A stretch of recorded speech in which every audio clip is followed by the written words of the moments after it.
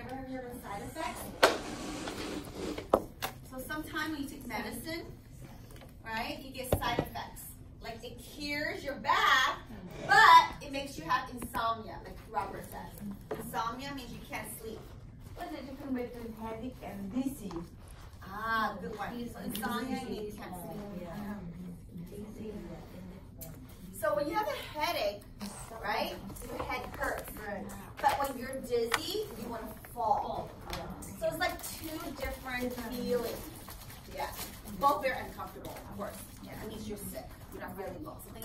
That's your body telling you something's not right. And a lot of people don't realize, but your mental affects your physical.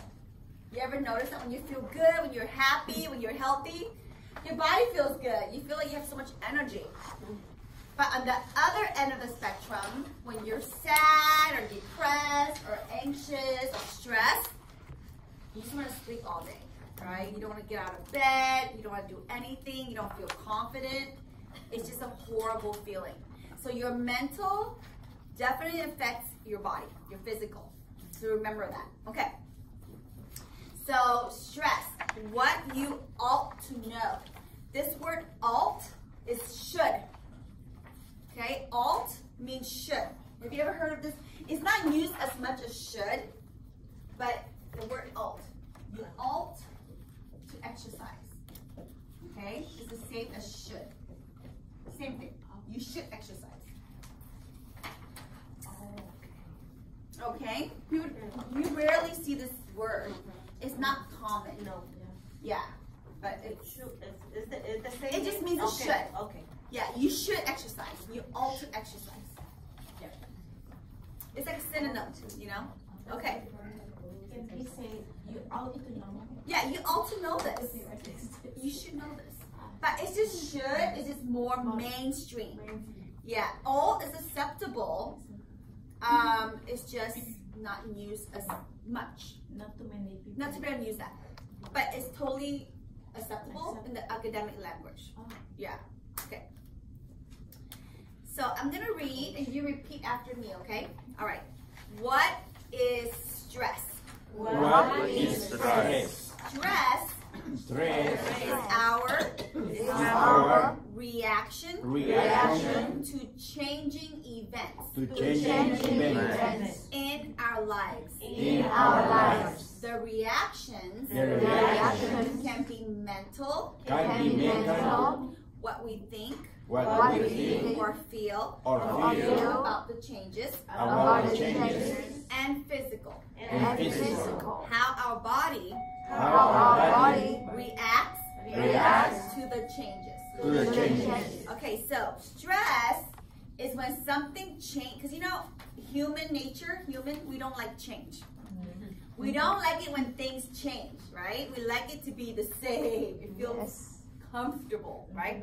So when we start to experience these changing events in our lives, our reaction can be mental. Mental means what you think, how you feel.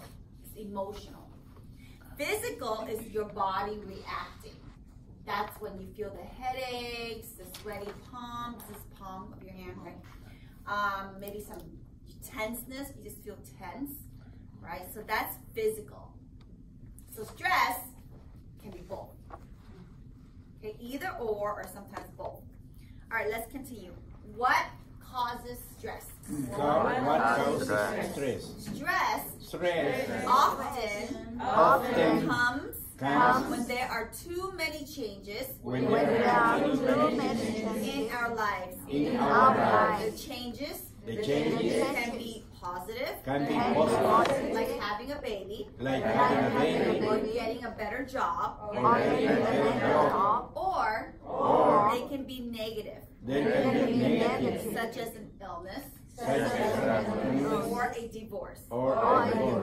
Some stress is healthy. It motivates us to push forward. But too much stress over time make us sick.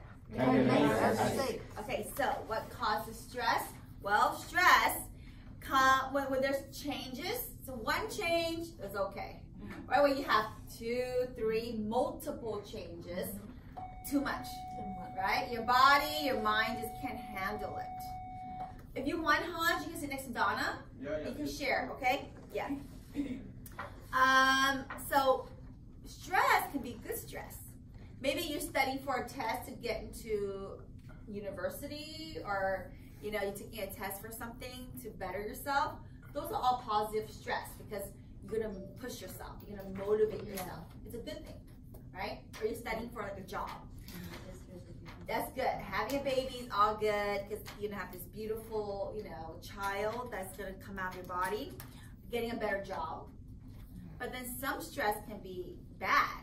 Like Susan, you were moving homes, right? That was stressful, wasn't it? That's really stressful when you have to move. You have so many things you collect over the years. So stress can be negative. And I think two of the biggest ones, getting sick. Right? Them telling you, oh, you have back problems, or you go through a divorce. I think divorce is really tough, especially when it's not mutual. Like one person wants to stay in the marriage, the other doesn't. That causes a lot of stress. So the last sentence is really important. Too much stress over time. So you might be stressed now, and you're like, okay, it's done, it's taken care of, it's over. I already moved into my new home. I unpacked, everything's fine, right? So she's back to normal. But when she has more stress on top of that, and then more stress on top of that, over time. So maybe you work at a job and you hate it. Your boss is so mean to you, always breathe. You heard the phrase, breathing down your neck? Right? That means they're constantly looking over your shoulder, see what you're doing. It's called micromanaging. Horrible. So if you hate that job and you're there every day, Monday to Friday, 9 to 5 for the next 3-4 years, it's going to drive you crazy, right? That stress is going to build up. So a lot of times the stress that makes us sick is the stress that builds up over time. Okay? So if you notice it's stressing you out in your life, you need to kind of take care of it, get it done, and just move on. Because otherwise it's not worth it, right? Let's continue. What are the signs of stress? What are the signs of stress? There are both physical and emotional signs of stress. Physical signs may include tight muscles, elevated blood pressure,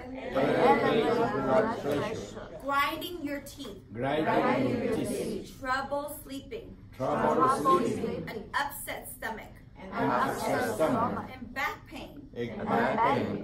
Common emotional symptoms are anxiety, nervousness, depression, trouble concentrating,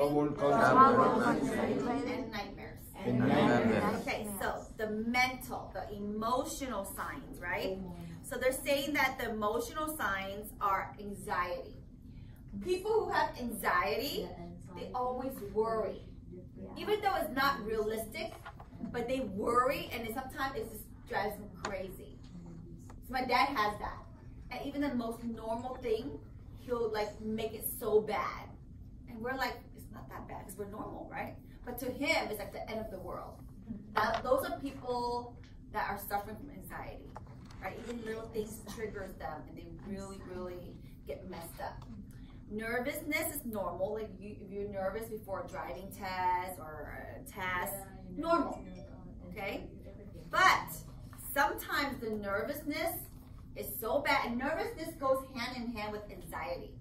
Because when you worry a lot, guess what? You are nervous, okay? So depression is when you have anxiety for so long, it leads to depression. Does it make sense? So usually you get anxiety first. Over time, it becomes depression. And it's a problem. People with depression, they really just can't function. I mean, depression is a disease. They actually put that as a disease, an illness.